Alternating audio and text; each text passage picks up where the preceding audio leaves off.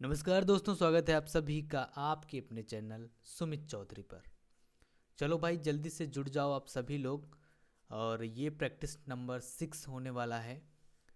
Comment अगर मैं किसी का नाम नहीं लूँगा तो किसी को ये कमेंट नहीं करनी है फालतू में कि सर मेरा नाम नहीं ले रहे हैं, सर लाइव क्लास चल रही है, रिकॉर्डिंग चल रही, इससे मतलब नहीं होना चाहिए। लाइव क्लास है आपकी और कमेंट पढ़ने में टाइम वेस्ट होता है, इसलिए मैं कमेंट को इग्नोर करूँगा। ठीक है, क्योंकि पढ़ाई आपकी ज़्यादा इम्पोर्टेंट है और ना कि कमेंट आपका। चलो भाई, आपके सामने है पहला क्वेश्चन। पहला क्वेश्चन के तौर पे यहाँ पर 31 लिखा हुआ है, क्योंकि इससे पहले सेट में हमने 30 क्वेश्चन कर लिए थे और प्रैक्टिस नंबर 6 में आपका 31 से स्टार्ट हो रहा है। तो सभी लोग जवाब देंगे, 31 लिखेंगे और 31 लिखने के बाद आपको इसका ऑप्शन लिखना होगा। तो पहला सवाल क्या कह रहा है उसकी तरफ हम लोग बढ़ते हैं। पहला सवाल है आपके सामने। पहला सवाल है आपके सामने, जो आपके स्थूल कौशल के उपयोग का एक कोई उदाहरण बताना है। स्थूल कौशल मतलब ग्रॉस मोटर स्किल, जो आपके बॉडी के बड़े पार्ट्स होते हैं, जैसे हाथ, पूरा हाथ चलाना, ठीक है, बड़ी इंद्रियों का यूज़ करना। तो बड़ी इंद्रियों में क्या हो जाएगा वो आपको बताना है। एक पैर पर संतुलन करना या फिर उंगलियों से दबाना, ठीक है, किताब के पन्ने पलटना, पेंसिल पकड़ना। तो आपको पता है पेंसिल पकड़ना, पन्ने पलटना और उंगलियों से दबाना, तो ये उंगलियों का यूज़ होता है इसमें, ना कि पूरे हाथ का। अगर आप किताब के पन्ने पलट रहे हैं तो उंगलियों से पन्ने पलटेंगे, और पेंसिल पकड़ रहे हैं तो वो भी उंगलियों से पकड़ेंगे, और मटर को उंगलियों से दबा रहे हैं तो ये इसमें आपकी उंगलियां यूज़ हो रही हैं। उंगलियां हैं बॉडी के छोटे पार्ट, ठीक है। तो ये आता है फाइन मोटर में। तो ये तीनों जो है आते हैं फाइन मोटर में, तो इसलिए आपका आंसर पहला वाला हो जाएगा, क्योंकि पहला वाला ही क्या है, एक पैर पर संतुलन बनाना। पैर जो है आपका, पैर पर संतुलन बनाना, ये आपका आ जाएगा ग्रॉस मोटर का उदाहरण है, ठीक है। बड़ी इंद्रियों का यूज़ होता है। तो ऑप्शन नंबर ए सही हो जाएगा। कितने लोगों का सही हुआ भाई? Option number A. अगला सवाल है आपके सामने, क्वेश्चन नंबर है यहाँ पर 32। विकासात्मक परिवर्तन किसका उदाहरण है? ये आपको बताना है। विकासात्मक परिवर्तन आनुवंशिक और पर्यावरणीय परिस्थितियों का अनूठा संयोजन, किसी व्यक्ति का केवल आनुवंशिक ढांचा, या फिर केवल सामाजिक सांस्कृतिक कारक, ना तो आनुवंशिक और ना ही पर्यावरणीय कारक। तो मैंने आपको बताया था विकासात्मक परिवर्तन जो डेवलपमेंट होता है उसमें जो चेंजेस होते हैं वो आनुवंशिक है, मतलब हेरिडिटी और इन्वायरमेंट दोनों का फैक्टर होता है, दोनों पर डिपेंड होता है। ज़रूरी नहीं कि सिर्फ एक चीज़ पर डिपेंड हो, ठीक है। तो बच्चे का जो विकास होता है वो हेरिडिटी और इन्वायरमेंट से प्रभावित होता है। तो ऑप्शन नंबर ए आपका सही हो जाएगा।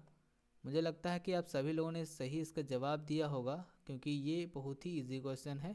और जो लोग कहते हैं सर थोड़ा सा टफ क्वेश्चन कराइए, तो मैं उनको बता देना चाहता हूँ कि यहाँ पर देखो, ज़रूरी नहीं है कि आपके एग्ज़ाम में 100% जो है आपका लेवल टफ़ ही आए। टफ़ नहीं आता है, इजी टू मॉडरेट आता है।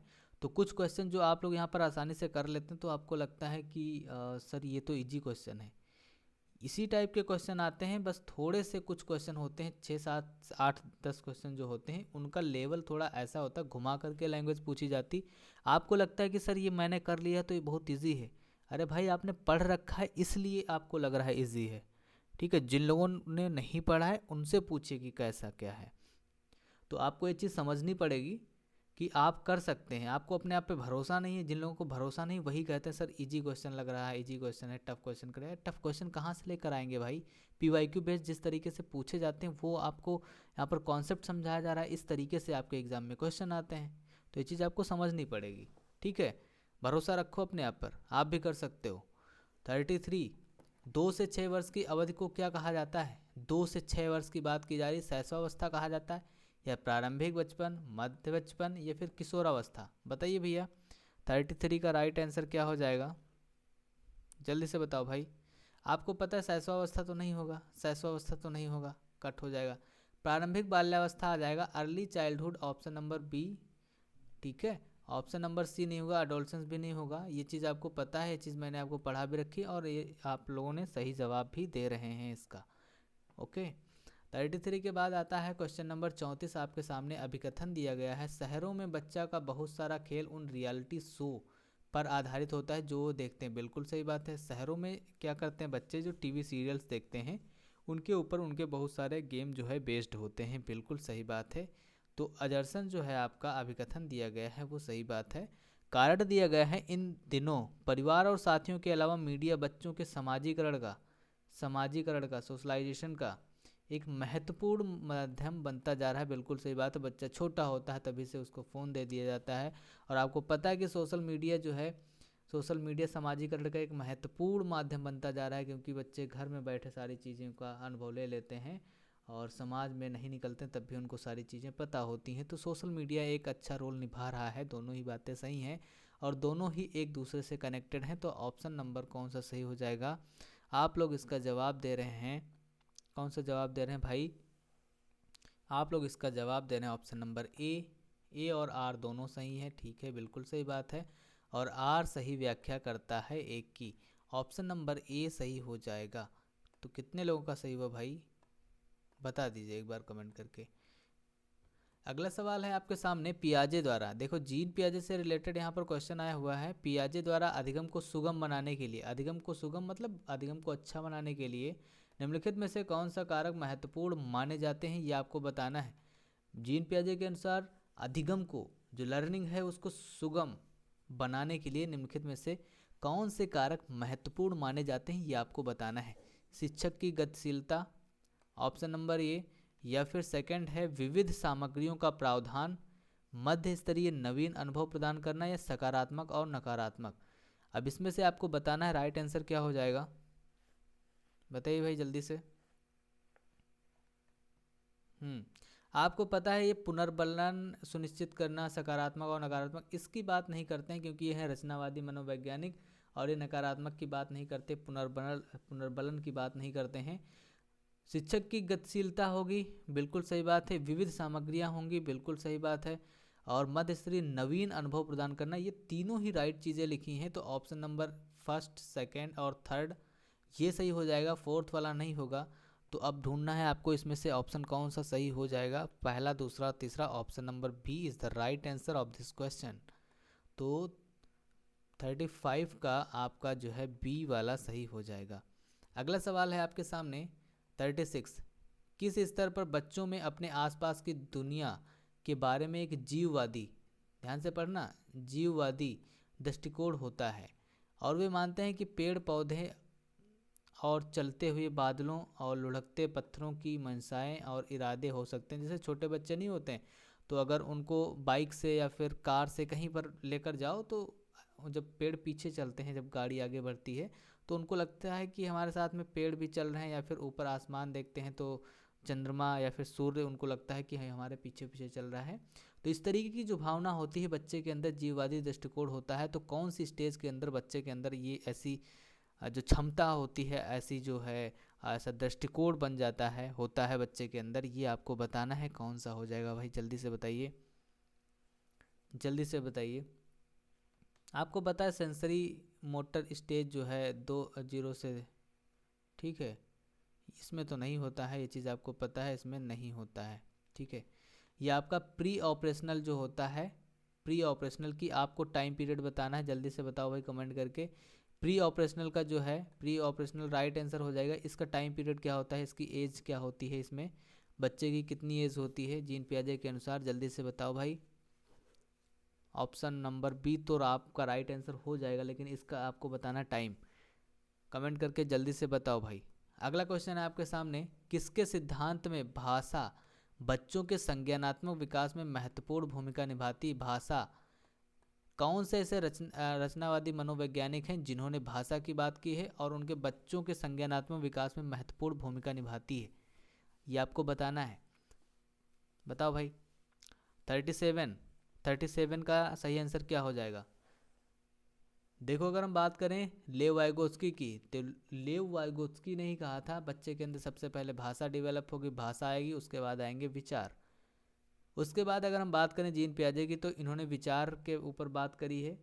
इन्होंने अपनी 4 स्टेज दी थी, उनके अकॉर्डिंग बच्चे का होता है संज्ञानात्मक विकास, और इन्होंने जो है भाषा की कोई बात नहीं की है। इन्होंने कहा कि सबसे पहले बच्चे के अंदर विचार आएंगे, उसके बाद भाषा आएगी, लेकिन सबसे पहले बच्चे के अंदर विचार आएंगे। हावर्ड गार्डनर ने क्या कहा था? इन्होंने बहुबुद्धि सिद्धांत दिया हावर्ड गार्डनर ने, और 8 प्रकार की बुद्धि बताई थी। इन्होंने कहा कि एक व्यक्ति के अंदर कई प्रकार की बुद्धि पाई जा सकती है, हो सकती है, ठीक है। लॉरेंस कोहलबर्ग की अगर हम बात करें तो इन्होंने क्या दिया, नैतिक विकास का सिद्धांत दिया था, जिसमें इन्होंने बताया कि अलग अलग स्टेज हैं, लेवल हैं। तो इन्होंने बताया कि बच्चा जो है किस तरीके से नैतिकता का अनैतिकता को फॉलो करता है, एक टाइम होता है, वो सब सारी चीज़ें हावर्ड जो है लॉरेंस कोहलबर्ग ने अपने थ्योरी में बताई। लेकिन आपसे पूछा भाषा बच्चों के संज्ञानात्मक विकास के महत्वपूर्ण भूमिका निभाती है, तो भाषा की अगर हम बात करेंगे तो लेव वाइगोस्की ने कहा कि भाषा बच्चे के अंदर पहले डेवलप होगी, उसके बाद विचार आएंगे। भाषा ही विचार को सुसाधित करते हैं। जैसे छोटा बच्चा होता है तो सबसे पहले वो बोलना सीखेगा, उसके अकॉर्डिंग बच्चा अपने विचार जो उसकी थिंकिंग है उसको जनरेट करेगा, उसको आगे सुसाधित करती है जो लैंग्वेज होती है। तो और राइट आंसर हो जाएगा ऑप्शन नंबर ए। अगला सवाल है आपके सामने, वाइगोत्स्की के अनुसार बच्चे किस प्रकार सीखते हैं।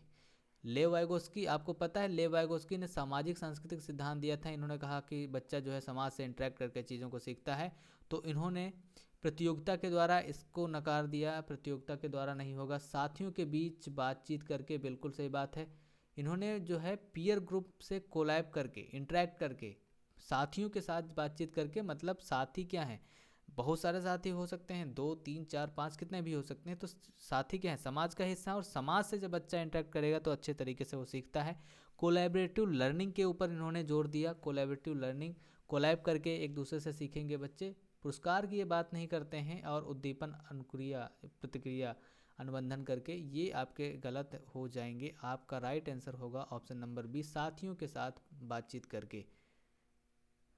अगला सवाल है आपके सामने, बाल केंद्रित शिक्षा क्या होती है। बाल केंद्रित शिक्षा, बाल केंद्रित शिक्षा का मतलब ये होता है कि यहाँ पर बच्चा महत्वपूर्ण है, और बच्चे से रिलेटेड सारी चीज़ें सही हो जाएंगी। बच्चे के अनुभव, बच्चा सर्वोपरि है। यहाँ पर बच्चे को आपको नकारना नहीं है, बच्चे का अलगाव नहीं करना है, बच्चे की लेबलिंग नहीं करनी, ये सब सारी चीज़ें आपको ध्यान में रखना है। बच्चे के प्रति सारी चीज़ें अच्छी होनी चाहिए। निष्क्रिय नकलची, ये चीज़ गलत हो जाती है। बच्चा क्या होता है, सक्रिय अधिगमकर्ता होता है, ज्ञान के निर्माण में सक्रिय रूप से लगे होते हैं। बच्चा सक्रिय रूप से जब इन्वॉल्व होता है तो बच्चा अच्छे तरीके से सीखता है, और वो अपने ज्ञान को आगे ऑब्जर्व करने में उसकी हेल्प होती है। तो सक्रिय होना बहुत ज़रूरी है, निष्क्रिय आपका गलत हो जाता है, सक्रिय होना ज़रूरी है ज्ञान के निर्माण के लिए। ब्लैक बोर्ड से उत्तरों की प्रतिलिपि बनाने को अग्रसर होते हैं, ऑप्शन नंबर सी गलत हो जाएगा। ऑप्शन नंबर डी, केवल निष्क्रिय श्रोता होने चाहिए, गलत बात। ऑप्शन नंबर आपका बी सही हो जाएगा, 39 का ऑप्शन नंबर बी सही हो जाएगा। जिन लोगों ने जवाब दिया है बहुत बढ़िया, बहुत बढ़िया। चलो अगला सवाल देखते हैं क्या है। अगला सवाल है आपका 40 नंबर, क्या कह रहा है, निम्नलिखित में से कौन सा सही सुमेलित युग्म है, ये आपको बताना है। सजा और आज्ञाकारिता अभिविन्यास, ये क्या है, कानून तय नहीं है अपितु समाज की भलाई के लिए बदला जा सकता है, यहाँ पर डैश होगा, ठीक है। उसके बाद है अच्छा लड़की, अच्छा लड़का, अच्छी लड़की अभिविन्यास, दूसरों के साथ भला बनकर अनुमोदन अर्जित करता है। ये आपको बताना है कि इसमें सही सुमेलित कौन सा है। जो अच्छा लड़का अच्छी लड़की अभिविन्यास है, दूसरों के साथ भला बनकर अनुमोदन अर्जित करता है, या फिर ऑप्शन नंबर सी है कानून और व्यवस्था अभिविन्यास, मानव दूसरों कानून और व्यवस्था अभिविन्यास मानव अधिकारों के मूल्य के आधार पर नैतिक सिद्धांतों को स्वयं चुना जाता है, या फिर फोर्थ ऑप्शन हो जाएगा सामाजिक अनुबंध अभिविन्यास, किसी क्रिया के भौतिक परिणाम यह निर्धारित करते हैं कि यह अच्छा है या बुरा है। अब इसका बताना है आपको राइट आंसर क्या हो जाएगा। तो ये चीज़ आपको पता है कि सजा और आज्ञाकारिता अभिविन्यास में क्या होता है, बच्चा डर की वजह से सारे काम को रेगुलेट करता है। तो ऑप्शन नंबर ए तो गलत हो जाएगा, इसमें कानून की बात नहीं की जा रही भाई। अच्छा लड़का अच्छी लड़की अभिविन्यास में क्या होता है, आप दूसरों के साथ भला बनकर, भले ही आपके अंदर बहुत सारी चीज़ें निगेटिविटी फैली हुई है, निगेटिव आप सोचते हैं, लेकिन आप दिखावे के लिए क्या करते हैं, अच्छा बनने की कोशिश करते हैं। जैसे आपके घर में कोई आया, जैसे मेहमान आए, आप भले ही इतने शरारती हैं, आप किसी की बात नहीं करते हैं, मम्मी पापा की बात नहीं मानते, लेकिन अगर कोई मेहमान आता है बाहर से या फिर जो भी आता है तो आप उसके सामने जो है अच्छे बनते हैं, नमस्ते अंकल, नमस्ते आंटी, नमस्ते, जो भी है इस तरीके से शिष्टाचार आपके झलकते हैं, तो आप अच्छा बनने की कोशिश करते हैं, भले ही आप बहुत बुरे हैं। तो ये क्या है, दूसरों के साथ भला बनकर अनुमोदन अर्जित करता है, ठीक है। या फिर मान लो आप दूसरे की दिखावे के लिए मदद कर रहे हैं, या फिर अब आजकल तुम आपने देखा होगा कि जो है सोशल मीडिया पर दिखावे के लिए बहुत सारी चीज़ें की जाती हैं, भले ही वो ऐसे हैं नहीं, लेकिन दिखावे के लिए चीज़ें करते हैं। तो आपका right answer option number B हो जाएगा। जिन लोगों ने इसका जवाब दिया ऑप्शन नंबर बी, बहुत बढ़िया, आप लोगों ने सही जवाब दिया है। अगला सवाल आता है आपके सामने हार्वर्ड गार्डनर से।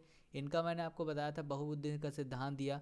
अब देखो हार्वर्ड गार्डनर के सिद्धांत में बुद्धि वाले, कौन सी बुद्धि वाले व्यक्ति वनस्पति कहाँ पाए जाएंगे, अब बताओ। यहाँ पर आपको मैंने बताया था हार्वर्ड गार्डनर से सिद्धांत से रिलेटेड जो भी क्वेश्चन आएंगे तो आपको कीवर्ड पकड़ने हैं। अब कीवर्ड पकड़ने का मतलब ये है कि आप देखो क्या पूछ रहा है, वनस्पति पूछ रहा है, वनस्पति कहाँ पाए जाते हैं बताओ। वनस्पति पाए जाते हैं जंगल में, जंगल में पाए जाते हैं कि नहीं। अब जंगल क्या है, नेचर का हिस्सा है, हम सभी नेचर प्रकृति का हिस्सा है, लेकिन जो है नेचर, तो ये हो जाएगा प्रकृतिवादी। देखो आपने वनस्पति, आपको पता चला कि ये जंगल से रिलेटेड है, इसमें नेचर आएगा, तो नेचर का मतलब क्या है, आपका हो जाएगा ऑप्शन नंबर बी, प्रकृतिवादी जो होते हैं, ठीक। प्रकृतिवादी और जीव कहाँ पाए जाएंगे, ये भी जंगल में ही पाए जाते हैं। तो ये आपको अगर कीवर्ड निकालना आ गया, कीवर्ड आप समझ रहे हैं अगर, तो फिर आपको पूरा क्वेश्चन पढ़ने की ज़रूरत नहीं है, आप आसानी से कर पाओगे। 2 सेकंड में आंसर लगा दोगे, 5 सेकंड में, चलो 10 सेकंड में लगा दोगे, लेकिन तब भी आप अपना टाइम बचा लोगे। अगला सवाल आता है आपके सामने, राष्ट्रीय शिक्षा नीति। राष्ट्रीय शिक्षा नीति NEP 2020 क्या सिफारिश करती है, किसके ऊपर जोर देती है, बहुभाषावाद या एक भाषावाद, पाठ्यक्रम का मानकीकरण या फिर मानकीकरण मूल्यांकन। जल्दी से बताओ इसका राइट आंसर, बहुत इजी क्वेश्चन है। मल्टीलिंगुअलिज्म जो होता है, बहुभाषावाद, बहुभाषावाद का मतलब ये है कि एक कक्षा में देखो अलग अलग बैकग्राउंड से बच्चे आते हैं, अलग अलग बैकग्राउंड से बच्चे आते हैं, तो उन सबकी भाषाएं जो होती हैं अलग अलग होती हैं, ठीक। एक कक्षा में सभी बच्चों की भाषाएं एक सेम नहीं हो सकती, वहाँ पर बहुत सारी भाषाओं के बच्चे आते हैं, जिससे जब बच्चे आपस में इंटरेक्ट करते हैं, बातचीत करते हैं, तो उनके शब्द भंडार में वृद्धि होती है, उनके ज्ञान में वृद्धि होती है। तो इसलिए जो बहुभाषावाद है ये संसाधन के रूप में माना गया, ये आपका निगेटिव नहीं है, ये बहुत बढ़िया चीज़ होती है। तो इसलिए ऑप्शन नंबर जो है ए सही हो जाएगा, बहुभाषावाद को बढ़ावा देता है और इसकी सिफारिश करता है। चलो भाई, बहुभाषावाद का मतलब ये होता है एक से अधिक भाषा का ज्ञान, या ऐसा माहौल बनाना जहाँ पर एक से अधिक भाषाएं सीख सकें बच्चे। अगला है 43 नंबर क्या कह रहा है, एक शिक्षिका यह धारणा रखती है, उसकी ऐसी धारणा है कि लड़के अधिक बुद्धिमान और जोखिम लेने वाले होते हैं और लड़कियां आज्ञाकारिता और ईमानदार होती हैं और उनके अनुसार व्यवहार करती हैं, यह किसका उदाहरण है। देखो अब बताओ इसका राइट आंसर क्या हो जाएगा भाई, बताइए भाई। देखो शिक्षिका क्या मान रही है, जो टीचर है, लेडी टीचर है, वो क्या मान रही है कि लड़के अधिक बुद्धिमान और जोखिम लेने वाले होते हैं, लड़कियां नहीं होती क्या, लड़कियां भी होती हैं, ये कहीं पर लिखा नहीं भाई। और लड़कियां आज्ञाकारिता और ईमानदारी निभाती हैं और उनके अनुसार व्यवहार करती हैं, यह किसका उदाहरण है। देखो इस तरीके का जब भी लड़का और लड़की वाले कि लड़का ये चीज़ कर सकता है, लड़कियां ये चीज़ नहीं, एक दूसरी पर्टिकुलर चीज़ कर सकती हैं, तो अगर इस तरीके का सवाल आता है तो आपको एक चीज़ ध्यान रखनी है कि अगर सवाल में जो ऑप्शन है, ऑप्शन में अगर स्टीरियोटाइप है तो स्टीरियोटाइप सही होगा, अदरवाइज अगर स्टीरियोटाइप नहीं है तो आपको जेंडर बायसनेस लगानी है, जेंडर पक्षपात, क्योंकि ऐसे सवालों में आपको ये चीज़ देखनी होती है कि ये कहाँ पर लिखा है बताओ। इसका कोई प्रत्यक्ष प्रमाण नहीं होता है कि लड़के बुद्धिमान होते हैं, जोखिम उठाने वाले होते हैं, लड़कियां नहीं होती, ऐसा कहीं पर लिखा नहीं है। ये समाज के द्वारा दी गई चीज़ें, समाज कह रहा है, हमारे दादा दादी ने, हमारे पापा ने हमसे कह दिया, और हमने अपने पड़ोसी, हमने अपने दोस्तों, हमने अपने बच्चों से कह दिया। तो ये चीज़ें एक पीढ़ी दर पीढ़ी से चलती आ रही हैं और ये इसका कहीं प्रत्यक्ष प्रमाण नहीं है, लोग मान रहे हैं, समाज मान रहा है, इसलिए ये हम भी आगे फॉरवर्ड करते हुए चले आ रहे हैं। लेकिन ये चीज़ कहीं पर लिखी नहीं है कि ये चीज़ ऐसी ही होती है। लड़कियां जोखिम नहीं उठा सकती क्या, लड़कियां ईमानदार नहीं होती क्या, हाँ बताइए। लड़कियां जो है बुद्धिमान नहीं होती क्या, गलत बात है। ये दोनों ही हो सकते हैं, लेकिन ये समाज के द्वारा ऐसी धारणा बना ली गई है तो उसे हम लोग मानते चले आ रहे हैं। तो अगर आपके ऑप्शन में स्टीरियोटाइप नहीं मिलता है, अगर आपके ऑप्शन में स्टीरियोटाइप नहीं मिलता तो आपको जेंडर बायसनेस लगाना होगा, ये राइट आंसर हो जाएगा। और अगर दोनों दिए गए हैं तब भी आप जेंडर स्टीरियोटाइप को प्रायोरिटी देंगे, क्योंकि आपका वो वहाँ पर ज़्यादा सही हो जाएगा। ठीक है, चलो अगला सवाल है 44 नंबर। क्या कह रहा है? अभिकथन दिया गया है आपके सामने। शिक्षकों को बच्चों का आकलन करने के लिए विभिन्न प्रकार की आकलन तकनीक और विधियों का प्रयोग करना चाहिए। आकलन जो आप करते हैं, असेसमेंट करने के लिए विभिन्न प्रकार की टेक्निक जो है प्रयोग में लानी चाहिए। बिल्कुल सही बात है, अभिकथन आपका सही है। और उसके बाद जो है आपका क्या हो जाएगा, कोई भी एक मूल्यांकन तकनीक बच्चे की प्रगति और विकास के क्षेत्रों के बारे में जानकारी प्रदान करने में सक्षम नहीं है। ये क्या कह रहा भाई? कोई भी मूल्यांकन तकनीक बच्चे की प्रगति और विकास के क्षेत्रों के बारे में जानकारी प्रदान करने में सक्षम नहीं है। बताना है आपको, राइट आंसर क्या हो जाएगा, जल्दी से बताओ भाई। जल्दी से बताइए।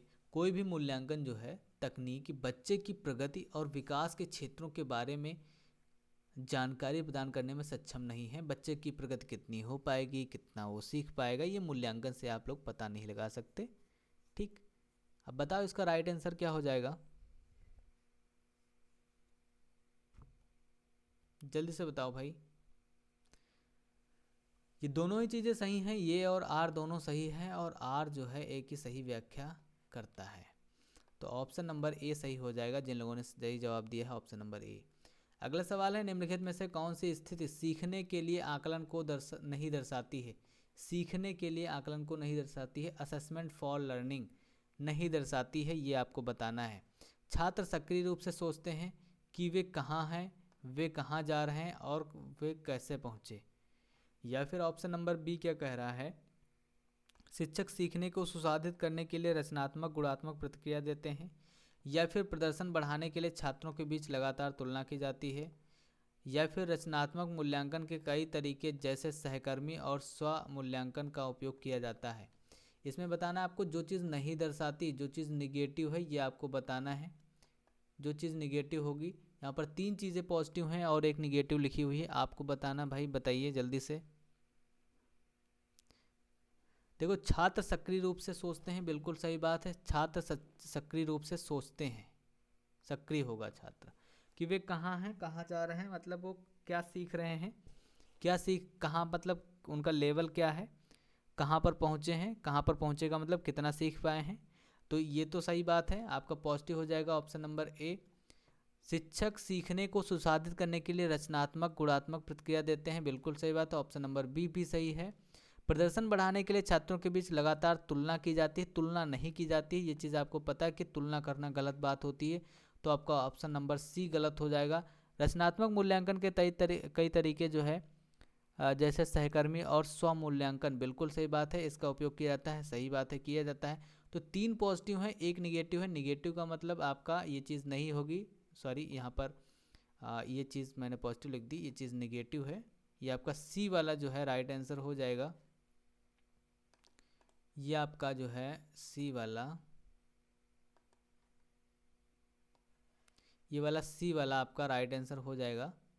यही था आपका नेगेटिव सवाल। ठीक, अगला देखते हैं 46 क्या कह रहा है। 46 कह रहा है समावेशी शिक्षा। समावेशी शिक्षा का मतलब क्या होता है? समावेशी शिक्षा का मतलब ये होता है कि आपको किसी भी जाति धर्म का बच्चा हो, आपको अलगाव नहीं करना, सबको एक साथ में मिला करके समावेशन करके एक छत के नीचे समान शिक्षा देना, सभी को इन्वॉल्व करके पढ़ाना बच्चों का, किसी भी बैकग्राउंड से आते हों, चाहे वो गरीब हों, चाहे वो अमीर हों, या फिर किसी भी जाति धर्म का हो, सबका समावेशन करके एक छत के नीचे पढ़ाना ही समावेशी शिक्षा का उद्देश्य होता है। तो इसके लिए क्या ज़रूरी है ये आपको बताना। फ्लेक्सिबल जो है पैडागोजीज, लचीला शिक्षा शास्त्र, या फिर अगम्य इमारत, या फिर अनम्य मानसिकता, या फिर मानकीकृत पाठ्यक्रम। ये बताओ भाई राइट आंसर क्या हो जाएगा। आपको पता है कि फ्लेक्सिबल जो होता है, लचीला जो होता है, लचीला का मतलब ये होता है कि यहाँ पर कोई भी चीज़ें फिक्स नहीं होती हैं, आप बच्चे के अकॉर्डिंग चीज़ों को चेंज कर सकते हैं, चाहे वो पाठ्यक्रम हो या आपका कोई मेथड हो। यहाँ पर जो है आपको फ्लेक्सिबल जो है बहुत बढ़िया चीज़ होती है, ये चीज़ अच्छी बात है। फ्लेक्सिबल होना भी चाहिए, चाहे वो सीटिंग अरेंजमेंट हो या फिर पाठ्यक्रम हो या फिर आपका मेथड हो। तो आपको पता है कि फ्लेक्सिबल जो है पैडागोजीज शिक्षा शास्त्र है, ये आपका राइट आंसर हो जाएगा। जिन लोगों ने जवाब दिया है ऑप्शन नंबर ए, बहुत बढ़िया। और जिन लोगों ने जवाब दिया भाई और कोई बी या सी या डी, तो वो हैं भैया यहाँ पर गलत, क्योंकि आपको पता है कि आपका जो समावेशी शिक्षा का मतलब क्या है भैया, बच्चे के प्रति लचीलापन। लचीलापन बहुत बढ़िया चीज़ होती भाई। राइट आंसर आपका ऑप्शन नंबर ए हो जाएगा। कितने लोगों का सही हुआ भाई? चलो अगला सवाल देखते हैं। अगला सवाल क्या है? 47 है। निम्नलिखित में से कौन सी दिव्यांगता सामाजिक संचार में चुनौतियों का कारण बनती है? सामाजिक संचार में चुनौतियों का कारण बनती है, ये आपको बताना है। क्या हो जाएगा? आत्मकेंद्रिता, स्वालीनता, या पठन वैकल्य, गुणन वैकल्य, या गतिमान दिव्यांगता, ये आपको बताना है। बताइए। आपको मैंने एक चीज़ बताई थी कि जो डिसेबिलिटी वाले, जैसे मान लो है आपका डिसलेक्सिया या फिर डिस्ग्राफिया है और डिसकैलकुलिया है, ठीक है, तो ये चीज़ें परमानेंट नहीं रहती हैं। ये चीज़ें एक टाइम के बाद जो है इनमें सुधार आ जाता है। और यहाँ पर पूछा कौन सी दिव्यांगता जो है सामाजिक संचार में चुनौतियों का कारण बनती है? आत्मकेंद्रिता और स्वालीनता। ऑटिज्म वाली जो बात है ये आपका ऑप्शन नंबर ए सही हो जाएगा। ऑप्शन नंबर ए, क्योंकि आपको पता पठन वैकल्य पढ़ने से रिलेटेड है नहीं। गुणन वैकल्य जो है, गुणज वैकल्य यहाँ पर डिस्कैलकुलिया या डिस्ग्राफिया लिखने से, लोकोमोटर, गतिमान दिव्यांगता, तो इसकी बात की नहीं जा रही है, आपकी बात की जा रही आत्मकेंद्रिता, स्वालीनता। ऑप्शन नंबर ए सही हो जाएगा। कितने लोगों का सही हुआ भाई? जल्दी से बताओ। अगला देखते हैं।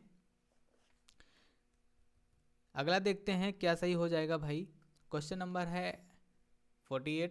कौन सा सुविधाहीन और वंचित समूहों के शिक्षार्थियों को शामिल करने में मदद करता है? अभी आपको बताना है कि सुविधाहीन और वंचित समूह जहाँ पर उनको बहुत सारी चीज़ें नहीं मिल पा रही हैं, वंचित हैं उन सभी फैसिलिटीज़ से, तो उसमें क्या मदद करेगा? विविधता को महत्व, या गैर प्रासंगिक पाठ्यक्रम, प्रमुख समूह की ओर केंद्रित शिक्षा शास्त्र, या फिर मानकीकृत परीक्षण है। ये आपको बताना है कि डीकॉन्टेक्चुअलाइजेशन जो होता है ये चीज़ गलत होती है। आपको कॉन्टेक्स्ट से रिलेटेड आपका पाठ्यक्रम होना चाहिए। ऐसा नहीं मैं सीडीपी पढ़ा रहा हूँ, मैं संस्कृत का एग्जाम्पल दे रहा हूँ, मैथ का एग्जाम्पल दे रहा हूँ, तो वो चीज़ गलत हो जाएगी। जो चीज़ आप पढ़ाएं, जो भी टॉपिक पढ़ाएं, उसी से रिलेटेड आपका एग्जाम्पल भी होना चाहिए। तो ऑप्शन बी तो नहीं हो सकता। उसके बाद है आपका ऑप्शन नंबर सी, प्रमुख समूह की ओर केंद्रित शिक्षा शास्त्र। प्रमुख समूह का मतलब किसी एक पर्टिकुलर ग्रुप के अकॉर्डिंग आप चलेंगे, किसी एक पर्टिकुलर ग्रुप के अकॉर्डिंग चलेंगे, आप उसी पर ध्यान देंगे, तो ये चीज़ गलत है। सभी के ऊपर बराबर ध्यान देना। मानकीकृत तो आपको पता है चीज़ गलत होती, स्टैंडर्ड आपको नहीं रखना है, तो ऑप्शन नंबर डी तो नहीं होगा। विविधता, जो इंडिविजुअल डिफरेंसेस होते हैं, आपको पता है कि समाज में हमारे जितने भी लोग हैं सभी लोग क्या है, इंडिविजुअल डिफरेंसेस होता है, सभी लोगों में पाया जाता है, और एक दूसरे से किसी की समानताएं नहीं पाई जाती, तो आपका ऑप्शन नंबर ये हो जाएगा। अलग अलग लोगों में भिन्नताएं होती हैं, तो आपको उसे अपनाना है, और उसको अपनाते हुए आपको उनको जो है एक साथ में शामिल करके आपको बच्चों को पढ़ाई करवानी है। तो अगला सवाल आप देखते हैं। सामग्री को कई तरीकों से प्रस्तुतिकरण करने के प्रावधान से निम्नलिखित में से किसके समावेशन में मदद मिलेगी? बताओ। सामग्री को कई तरीके से प्रस्तुतिकरण करने से प्रावधान में निम्नलिखित में से किसके समावेशन में अधिक महत्व मिलेगी या फिर महत्व मिलेगा, ये आपको बताना। मदद मिलेगी। श्रवण बाधित छात्र या दृष्टि बाधित छात्र, अधिगम कठिनाई महसूस करने वाले छात्र, या गतिमान दिव्यांगता वाले छात्र? जल्दी से बताओ इसका राइट आंसर क्या हो जाएगा। आपको पता है अगर अलग अलग तरह की जो है आपकी सामग्रियां हैं, सामग्री के तरीके से प्रस्तुतिकरण करने से जो है श्रवण बाधित अगर बच्चा है तो वो भी सीख लेगा, दृष्टि बाधित तो वो भी सीख लेगा, अधिगम कठिनाई मतलब सीखने में किसी प्रकार की दिक्कत है तो वो भी सीख लेगा, गतिमान दिव्यांगता वाले छात्र हैं तो वो भी सीख लेंगे। तो आपके यहाँ पर ऑप्शन नंबर डी सही हो जाएगा, क्योंकि सारी ही सही बातें लिखी हुई हैं, तो ऑप्शन नंबर डी सही हो जाएगा। बताओ भैया कितने लोगों का सही हुआ है? चलो बहुत बढ़िया। अगला देखते हैं। क्वेश्चन नंबर है 50 आपके सामने। निम्नलिखित में से कौन सा विकल्प दी गई दिव्यांगता और संबंधित छात्रों के समावेशन हेतु यथोचित संयोजन रणनीति का सही युग्म है, ये आपको बताना है। कि यहाँ पर सही जोड़ा कौन सा है ये आपको बताना है। गुणन वैकल्य जो होता है कैलकुलेटर का प्रावधान, गुणज वैकल्य या पठन वैकल्य लंबे लंबे लिखित कार्य सौंपना, या फिर श्रवण दोष जो है ऑडियो टेप देना, दृश्य हानि चित्रों वाली पुस्तकें उपलब्ध कराना। आप बताओ भाई इसका राइट आंसर क्या हो जाएगा। आपको पता है कि देखो यहाँ पर एक साइड में जो है दिव्यांगता लिखी गई है, जो बच्चे कर नहीं पाते हैं उनकी दिव्यांगता है, तो उसके लिए क्या सही हो जाएगा। जो गुणज वैकल्य, गुणज वैकल्य का मतलब जो कैलकुलेशन वाला पार्ट है, मैथमेटिक्स वाला पार्ट है, तो उसको बच्चा नहीं कर पा रहा है, तो कैलकुलेटर का अगर प्रावधान करा देंगे तो बच्चा कर लेगा, है ना। कैलकुलेटर से तो की जाती है कैलकुलेशन, तो इसकी मदद से बच्चा कर लेगा। ठीक है, पहली बात सही हो गई। दूसरा क्या है, पठन वैकल्य। अरे पठन वैकल्य का मतलब ये है कि बच्चा पढ़ नहीं पा रहा, पढ़ने में उसको दिक्कत है, और आप लंबे लंबे लिखित कार्य सौंप रहे हैं, तो इसका क्या ही संबंध है, क्या ही मतलब है। ऑप्शन नंबर बी तो गलत हो जाएगा। श्रवण दोष है ऑडियो टेप देना। अब जब वो सुन ही नहीं पा रहा है तो ऑडियो टेप देने से क्या मतलब है बताइए, बच्चा कहाँ से सुन पाएगा, गलत बात है। दृश्य हानि मतलब वो देख नहीं पाता है और बच्चे को आप चित्रों वाली पुस्तकें उपलब्ध करा रहे हैं, क्या ही संयोजन है, क्या ही मतलब है इसका। तो सारे ऑप्शन गलत हो जाएंगे, ऑप्शन नंबर ए केवल सही होगा। तो जिन लोगों ने जवाब दिया ऑप्शन नंबर ए, बहुत बढ़िया, आप लोगों ने सही जवाब दिया है। अगला सवाल आपके सामने आता है, प्रारंभिक कक्षाओं में शिक्षण अधिगम प्रक्रिया के लिए निम्नलिखित में से कौन सा दृष्टिकोण बेहतर है। कौन सा दृष्टिकोण बेहतर है, बिना समझे नकल करना, करके सीखना, निष्क्रिय रूप से सुनना और रट कर याद करना। इसमें से सबसे बेहतर जो आपको लगे वो आपको बताना है। जल्दी से बताओ भाई कमेंट करके, आपके ऑप्शन आपके सामने है। चलिए भैया बताइए, आपको पता है बिना समझे ये चीज़ गलत हो जाएगी। आपको जो है बच्चे के अंदर वैचारिक समझ डेवलप करनी है, तो आपको बिना समझे ये तो चीज़ गलत हो जाएगी। ऐसे ही करके सीखना, लर्निंग बाय डूइंग बहुत ही बढ़िया चीज़ होती है, बच्चा करके सीखता है। ऑप्शन नंबर बी सही है, इस पर आपको फोकस करना है, करके सीखने पर आपको फोकस करना है, क्योंकि यहाँ पर जब करके सीखता है मतलब बच्चा इन्वॉल्व होगा, और जब बच्चा इन्वॉल्व होगा तो बच्चा सक्रिय रूप से चीज़ों को ऑब्जर्व करेगा, सीखेगा, उसकी समझ बनेगी, इसी पर आपको फोकस करना है। तो आपका right answer option number B हो जाएगा। बाकी चीज़ आपको पता है निष्क्रिय और रट कर याद करवाना, ये चीज़ गलत होती है। ये चीज़ मैंने आपको पढ़ाई भी है, निगेटिव और पॉजिटिव कीवर्ड में भी बताई थी, और हर एक वीडियो में मैं बताते ही जाता हूँ आपको कौन सी चीज़ सही है, कौन सी निगेटिव, कौन सी पॉजिटिव है। अगला सवाल आता है आपके सामने, क्वेश्चन नंबर है 52, और अभिकथन दिया गया है, अधिगम के लिए विद्यालय के सामाजिक अवसरों में भागीदारी महत्वपूर्ण है।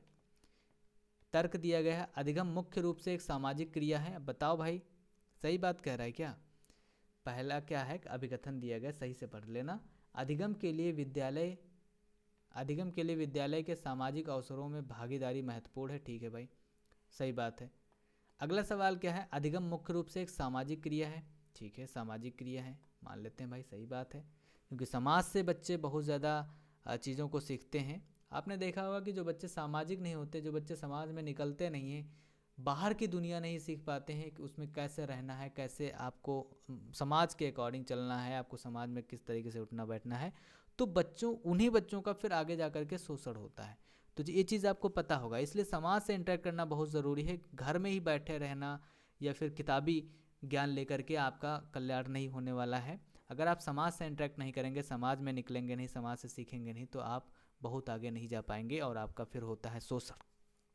ठीक है, तो आपको सामाजिक तो होना पड़ेगा भाई, सामाजिक बहुत अच्छी चीज़ होती है, क्योंकि समाज से इंटरेक्ट करके आप बहुत सारी चीज़ों का ज्ञान प्राप्त करते हैं, अनुभव प्राप्त करते हैं, जो कि आपकी लाइफ में काम आता है। तो ऑप्शन नंबर ए क्या है, ये दोनों ही चीज़ें सही लिखी हैं, तो ऑप्शन नंबर ए सही हो जाएगा। दोनों ही सही हैं, और आर जो है ए की सही व्याख्या भी करता है, तो ऑप्शन नंबर ए सही हो जाएगा। कितने लोगों का सही हुआ भाई। चलो, जिन लोगों ने सही जवाब दिया है भाई अच्छी बात है, जिन लोगों ने गलत जवाब दिया है तो आप सोचो क्यों गलत हुआ है, उस पर विचार करो।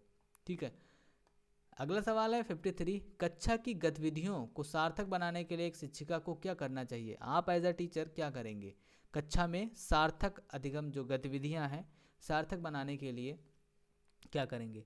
और एक चीज़ आपको याद रखनी कि बच्चे को जितना ज़्यादा आप हो सके गतिविधि कराइए, एक्टिविटी कराइए, क्योंकि एक्टिविटी के माध्यम से बच्चा बहुत अच्छे तरीके से सीखता है। एक्टिविटी इन द सेंस आपका प्ले वे मेथड हो जाएगा। आप बच्चे से गेम के माध्यम से बच्चे को ज्ञान मतलब सिखा सकते हैं, कोई भी चीज़ हो सकती है, तो गेम के माध्यम से आप सिखा सकते हैं, बच्चा अच्छे तरीके से सीखता है।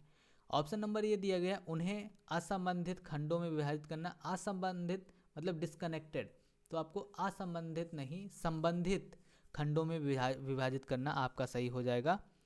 ठीक है, ये गलत हो। उनके बारे में अस्पष्ट नहीं निर्देश नहीं देना, स्पष्ट निर्देश देना, ये सही हो जाएगा।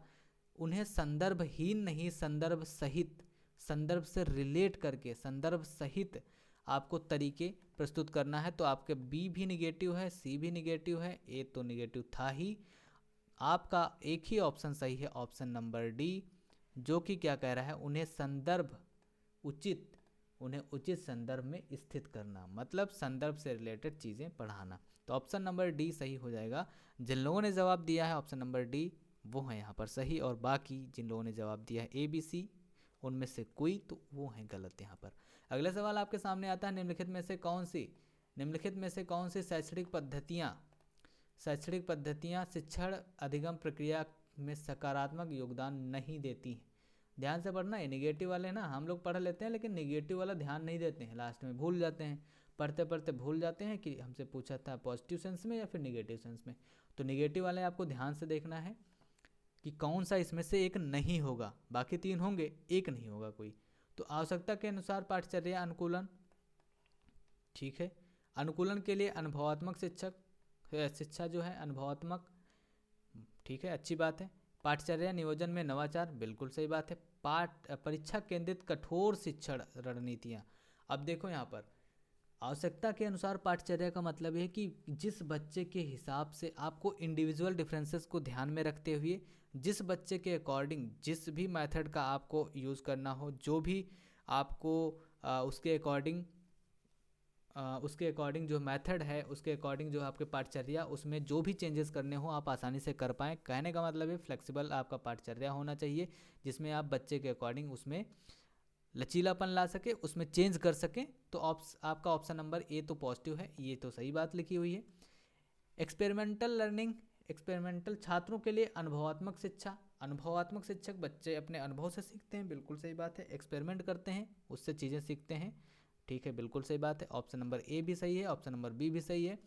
पाठचर्या नियोजन में नवाचार, नया कुछ करने का, आपके पाठचर्या में कुछ नया ऐड करने का, ठीक है, ये तो अच्छी बात है भाई। सी आपका एक ही नहीं होगा, ऑप्शन नंबर डी जो है परीक्षा केंद्रित की बात नहीं करता है। परीक्षा केंद्रित का मतलब ये होता है कि परीक्षा को पास करवाने के लिए आप बच्चों को रटवा रहे हैं, व्यवस्थित चीज़ें करवा रहे हैं, बच्चे को समझ में आ रहा है नहीं आ रहा है, उससे आपका मतलब नहीं होता है। तो परीक्षा केंद्रित को नकारा गया, परीक्षा केंद्रित पर ध्यान नहीं देना है आपको। और कठोर तो आपको वैसे भी पता है, रिगिड जो है चीज़ें नहीं होनी चाहिए, फ्लेक्सिबल होनी चाहिए। तो एक ही चीज़ जो है यहाँ पर निगेटिव लिखी हुई थी, जो कि है ऑप्शन नंबर डी, और ऑप्शन नंबर डी ही आपका निगेटिव हो जाएगा, ठीक है। तो इस क्वेश्चन का right answer option number D, negative ही आपसे पूछा था। अगला सवाल है आपके सामने, एक शिक्षक द्वारा पढ़ाए जाने वाले विषय वस्तु, एक शिक्षक के द्वारा जो पढ़ाए जाने वाले विषय वस्तु को छात्रों के दैनिक जीवन, जो डेली लाइफ होती छात्रों की, छात्रों के अनुभवों से जोड़ना चाहिए, बिल्कुल सही बात है। जो छात्रों को पढ़ाया जा रहा है विषय वस्तु, जो भी आप पढ़ा रहे हैं सब्जेक्ट, उसका जो भी टॉपिक है, वो बच्चों के दैनिक जीवन से जोड़ने की आप कोशिश करेंगे, जिससे बच्चा आसानी से रिलेट कर पाएगा, क्योंकि बच्चा है छोटा अभी, और बच्चे को अगर आप अभी से विशिष्ट चीज़ें, टिपिकल चीज़ें पढ़ाने लगेंगे तो समझ नहीं पाएगा। तो इसलिए बच्चे को पढ़ाने के लिए सबसे बढ़िया ज़रूरी है जो उसकी डेली लाइफ है, दैनिक जीवन है, उसके अनुभव से जोड़ दीजिए आप, बहुत बढ़िया चीज़ हो जाएगी। अभिकथन जो है आपका सही लिखा हुआ है। उसके बाद तर्क दिया गया है, तर्क क्या दिया गया है, बच्चे स्कूल में जीवन के बहुत से महत्वपूर्ण अनुभव लेकर आते हैं, बिल्कुल सही बात है। बच्चे जो है पूर्व अनुभव अपने लेकर के आता है घर से, ठीक है, जिस पर शिक्षिका को ध्यान देना चाहिए, बिल्कुल सही बात है, ध्यान देना चाहिए, आप उसको नकार नहीं सकते, आप उसको गलत नहीं ठहरा सकते। तो बाल केंद्रित शिक्षा का मतलब यही है कि आप बच्चे के से जुड़ी हर एक चीज़ को महत्वपूर्ण मानेंगे, उसको आप नकार नहीं सकते। सीधी सी बात यह है, बच्चे के हित में सारी चीज़ें होनी चाहिए। अगर बच्चे का किसी भी ऑप्शन के अंतर्गत नुकसान होता है, उसका अहित होता है, तो वहाँ पर वो सवाल आपका गलत हो सकता है। तो इसलिए आपको ध्यान रखना, बाल केंद्रित शिक्षा का मतलब यही है कि बच्चे के हित में सारी चीज़ें चलेंगी। तो अब आपको बताना है कि ये दोनों चीज़ें जब सही लिखी हुई हैं तो आपका राइट आंसर क्या हो जाएगा, बताइए भैया। अब जब चीज़ आपको पता है कि दोनों ही सही हैं तो ढूंढ लो भैया, ए और आर दोनों ही सही हैं, और आर सही व्याख्या करता है ए की, option number A is the right answer. Option number A सही हो जाएगा। कितने लोगों ने सही जवाब दिया इसका भाई बताइए। हाँ ए, ऑप्शन ए, बहुत बढ़िया। जिन लोगों ने सही जवाब दिया भाई अच्छी बात है, और गलत क्यों हुआ है इस पर भी सोच लेना भैया, ठीक है। चलो अगला सवाल क्या है, निम्नलिखित में से कौन शिक्षार्थियों को उनके सीखने का स्वयं मूल्यांकन, स्वयं मूल्यांकन, जल्दी से बताना भाई, स्वयं मूल्यांकन करना और उनकी समझ की जांच करने के लिए मदद करता है। वैसे तो स्व मूल्यांकन आता है असेसमेंट एज अ लर्निंग, ठीक है, अधिगम के रूप में, मतलब अधिगम, ठीक है, बताओ असेसमेंट एज लर्निंग, ठीक है। लेकिन यहाँ पर आपसे पूछ क्या रहा है, आपसे पूछ रहा है कौन शिक्षार्थियों को उनके सीखने का स्वयं मूल्यांकन करने और उनकी समझ की जांच करने में विकसित करता है, ये आपको बताना है। फॉरगेटिंग या अनुकृति, अधिसंज्ञान, रटकर याद करना, बताओ भैया क्या सही हो जाएगा इसका राइट आंसर। आपको पता है मेटा कॉग्निशन, बहुत बढ़िया आप लोग जवाब दे रहे हैं, option number C metacognition हो जाएगा यहाँ पर सही जवाब, option number C metacognition, बहुत बढ़िया। अगला सवाल आपके सामने आता है 57 है, बच्चों में भ्रांतियाँ होना, मिसकंसेप्शंस जो होते हैं बच्चे के, वो क्या है, वो असामान्य है, अप्रारूपिक है, प्राकृतिक है, दुर्लभ है, बताओ भाई इसका राइट आंसर क्या हो जाएगा। ये चीज़ आपको पता है कि बच्चों के अंदर जो उसकी भ्रांतियां हैं कि ये चीज़ ऐसी ही होती है, बच्चों को ऐसी चीज़ें पता हैं कि कोई भी किसी भी सब्जेक्ट या किसी भी चीज़ के बारे में उसकी भ्रांति हो सकती है कि ये चीज़ ऐसी ही होगी। लेकिन जब बच्चा स्कूल में आता है तो आपको एज अ टीचर क्या करना है, आपको ये समझना है कि वो प्राकृतिक रूप से हो सकता है, स्वाभाविक है, वो चीज़ हो सकती है, तो उसे आपको समझना है, नकारना नहीं है। अब उसे आपको कैसे उससे रिलेट करके आपको वो चीज़ें सही तरीके से समझानी है, उसको क्या करना है, अच्छे तरीके से बच्चे को समझाना है, ऑप्शन नंबर सी सही हो जाएगा। जिन लोगों ने सही जवाब दिया है ऑप्शन नंबर सी, बहुत बढ़िया भाई। अगला सवाल आपके सामने आता है 58। 58 क्या कह रहा है, एक विद्यार्थी जो अधिगम असहायता महसूस कर रहा है, अधिगम असहायता मतलब वो अधिगम को सही तरीके से सीख नहीं पा रहा है भाई, महसूस कर रहा है, अब वह सीखने में बेहद उत्साह दिखाएगा, या महारत उन्मुख लक्ष्यों पर ध्यान देगा, या प्रदर्शन उन्मुख लक्ष्यों पर ध्यान देगा, या फिर शैक्षिक गतिविधियों से अलगाव रखेगा, बताइए भैया इसका राइट आंसर क्या हो जाएगा। आपको पता अधिगम असहायता, अधिगम असहायता का मतलब ये है कि बच्चा सही सीख नहीं पा रहा है, अधिगम सही तरीके से वो कर नहीं पा रहा है, लर्निंग वो कर नहीं पा रहा है। तो जब बच्चा अधिगम को असहायता तरीके से फील करता है, नहीं सीख पाता है, तो वहाँ पर तो वो उत्साह तो नहीं दिखाएगा, उत्साह नहीं दिखा पाएगा क्योंकि वो सीख नहीं पा रहा है, उसको समझ नहीं आ रहा है। महारत जो मास्टरी जो होता है, मास्टरी ओरिएंटेड गोल, इसकी कोई बात ही नहीं है, जब भाई बच्चे को समझ नहीं आ रहा तो मास्टरी ओरिएंटेड गोल कहाँ से हो जाएगा। प्रदर्शन वो कर नहीं पाएगा क्योंकि वो समझ नहीं पा रहा है। तो शैक्षिक गतिविधियों से अलगाव रखेगा, बिल्कुल सही बात है, वो उसको जब चीज़ें समझ में नहीं आती, जब आप लोगों को भी क्लास में समझ में नहीं आता तो आप सोचते हैं भाई इस क्लास को मैं छोड़ के जा रहा हूँ, या फिर पढ़ने में मन नहीं लग रहा, तो आपका मन यही करता है कि मैं यहाँ से चला जाऊँ, है ना, यही मन करता है। तो आप अलगाव रखेंगे गतिविधियों से, जो शैक्षिक गतिविधियाँ हैं। तो आपका ऑप्शन नंबर डी है जो यहाँ पर सही हो जाएगा इस क्वेश्चन के अकॉर्डिंग। चलो अगला सवाल आपके सामने आता है 59, वो क्या कह रहा है एक बार देख लेते हैं।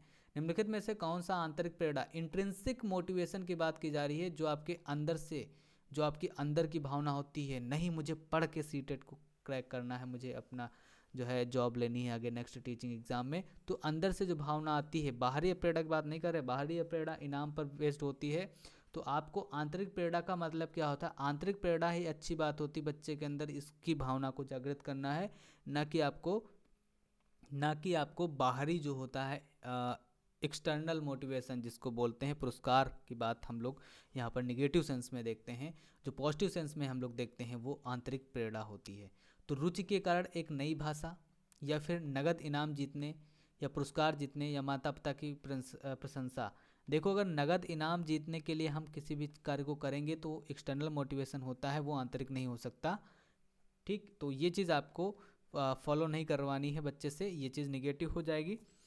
उसके बाद है पुरस्कार जीतने के लिए किसी खेल में इन्वॉल्वेशन, पुरस्कार जीतने के लिए ये चीज़ भी निगेटिव हो जाएगी भाई, निगेटिव हो जाएगी कि नहीं, बताओ जल्दी से बताओ, निगेटिव हो जाएगी ना। हाँ, पुरस्कार जीतने के लिए एक्सटर्नल मोटिवेशन का है, माता पिता की प्रशंसा, की माता पिता हमारी प्रशंसा करेंगे इसलिए हमें पढ़ना है, तो ये चीज़ भी एक्सटर्नल मोटिवेशन का पार्ट हो जाएगा।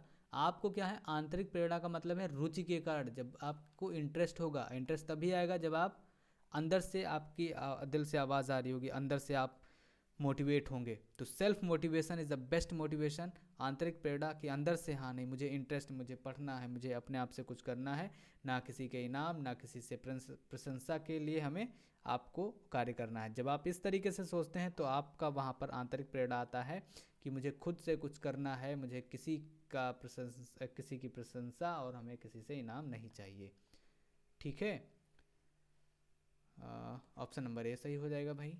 चलो कितने लोगों का सही हुआ भाई? बहुत बढ़िया। अगला सवाल आता है आपके सामने, आज की क्लास का लास्ट सवाल है ये। अधिगम को प्रभावित करने वाला निम्नलिखित में से कौन सा कारक पर्यावरणीय कारक है? अधिगम, लर्निंग को प्रभावित करने वाले इनमें से कौन सा ऐसा कारक है जो पर्यावरणीय कारक है? इन्वायरमेंट का फैक्टर है, रवैया, प्रेरणा, व्यक्तिगत लक्षण, विद्यालय। अभी आपको बताना है क्या हो जाएगा इसका राइट आंसर, और अब आपको जवाब देना है, सही जवाब देना है, गलत मत करना भाई।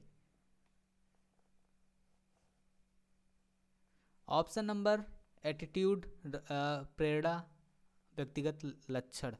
ये एटीट्यूड जो रवैया है ये तो भाई पॉजिटिव हो सकता है बच्चे का, है ना, ये तो बच्चे का सेल्फ हेरिडिटी से हो सकता है भाई, है ना।